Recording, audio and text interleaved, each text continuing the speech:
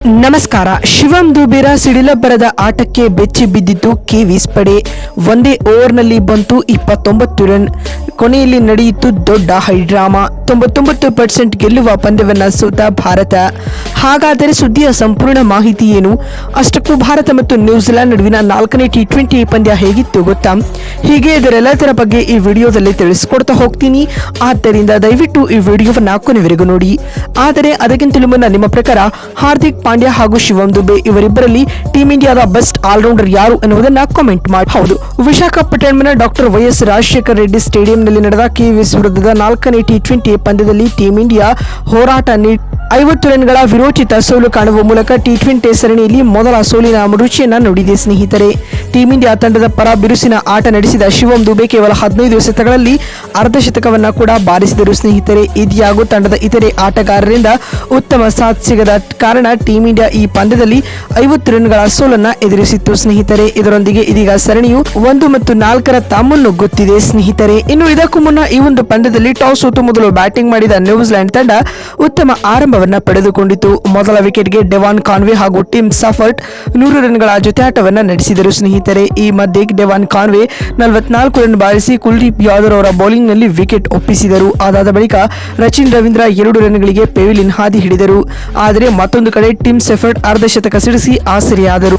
ಅಂತಿಮವಾಗಿ Tim ಸೆಫರ್ಟ್ 36 ಎಸೆತಗಳಿಂದ 62 run ಬಾರಿಸಿ ಹರ್ಷದೀಪ್ ಸಿಂಗ್ ರವರಿಗೆ ವಿಕೆಟ್ ಒಪ್ಪಿಸಿದರು. ಅದಾದ ಬಳಿಕ ಗ್ಲೆನ್ ಫಿಲಿಪ್ಸ್ ರವರ 24 ರನ್ಗಳಿಗೆ ನಿಂತು ಹೋಯಿತು. ಕೊನೆಯಲ್ಲಿ ಡ್ಯಾರೆಲ್ ಮಿಚೆಲ್ 39 ರನ್ಗಳ ಸಿಡಿಲಿನ ಆಟವನ್ನು ಆಡುವ ಮೂಲಕ ತಂಡದ ಮೊತ್ತವನ್ನು 200 ರನ್ಗಳ ಗಡಿ ದಾಟಿಸಿದರು. ಪರಿಣಾಮವಾಗಿ ನ್ಯೂಜಿಲೆಂಡ್ ನಿಗದಿತ 20 ಓವರ್ಗಳಲ್ಲಿ 7 ವಿಕೆಟ್ ಕಳೆದುಕೊಂಡು 215 ರನ್ ಕಲೆ ಹಾಕಿತು. ಇತ್ತ ಟೀಂ ಇಂಡಿಯಾ ತಂಡದ ಪರ ಹರ್ಷದೀಪ್ ಸಿಂಗ್ ಹಾಗೂ ಕುಲ್ದೀಪ್ ಯಾದವ್ ತಲಾ 2 ವಿಕೆಟ್ ಪಡೆದುಕೊಂಡರು.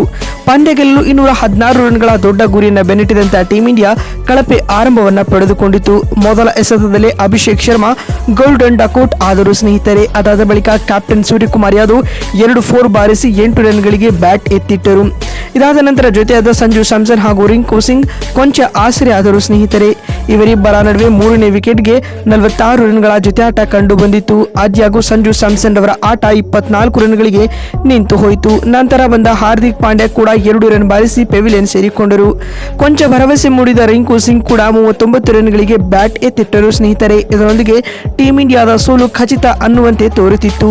ಆ ಹಂತದಲ್ಲಿ ಕಣಕ್ಕಿಳಿದ ಶಿವಂ ದುಬೆ ಟೀಂ ಇಂಡಿಯಾದ ಗೆಲುವಿನ ಆಸೆಯನ್ನ ಹುಟ್ಟಿಸಿದರು ಸ್ನೇಹಿತರೆ. ಅದರಲ್ಲಿಯೂ ಇಶ್ ಸೌದಿ ಎಸೆದ 12ನೇ ಓವರ್ನಲ್ಲಿ ಶಿವಂ ದುಬೆ ಒಂದೇ ಓವರ್ನಲ್ಲಿ ಬರೋಬ್ಬರಿ 29 ರನ್ ಬಾರಿಸುವ ಮೂಲಕ ಮತ್ತೆ ಪಂದ್ಯವನ್ನ ಟೀಂ ಇಂಡಿಯಾದತ್ತ ವಾಲಿಸಿದರು ಸ್ನೇಹಿತರೆ. ಇದಲ್ಲದೆ ಶಿವಂ ದುಬೆ ಅಂತಿಮವಾಗಿ ಕೇವಲ 15 ಎಸೆತಗಳಲ್ಲಿ ಅರ್ಧಶತಕವನ್ನ ಕೂಡ ಪೂರ್ಣಗೊಳಿಸಿದರು. ಈ ಮುಖೇನವಾಗಿ ಭಾರತದ ಪರ 3ನೇ ಅತಿ ವೇಗದ ಅರ್ಧಶತಕ ಸಿಡಿಸಿದ ವರ್ಲ್ಡ್ ರೆಕಾರ್ಡ್ ಕೂಡ ನಿರ್ಮಿಸಿದರು ಸ್ನೇಹಿತರೆ. ಶಿವಂ ದುಬೆ ಕ್ರೀಸ್ ನಲ್ಲಿರುವವರೆಗೂ ಪಂದ್ಯ ಭಾರತದ ಕೈಯಲ್ಲೇ ಇತ್ತು. ಆದ್ಯಾಗೂ ಈ ಹಂತದಲ್ಲಿ ಹರ್ಷಿತ್ ರಾಣಾರವರು ಮಾಡಿದ ಎಡವಟ್ಟಿನಿಂದಾಗಿ ಶಿವಂ ದುಬೆ ರನ್ಔಟ್ಗೆ ಬಲಿಯಾಗಬೇಕಾಯಿತು. ಅಲ್ಲಿಂದ ಪಂದ್ಯ ಸಂಪೂರ್ಣ ಟೀಂ ಇಂಡಿಯಾದಿಂದ ಕೈ ತಪ್ಪಿ ಹೋಯಿತು ಸ್ನೇಹಿತರೆ.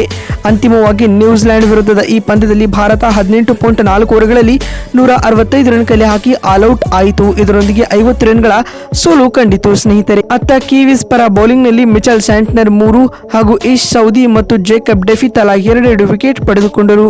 ಮತ್ತೊಂದು ವಿಡಿಯೋದಲ್ಲಿ ಸಿಗ್ತೀನಿ. ನಮಸ್ಕಾರ.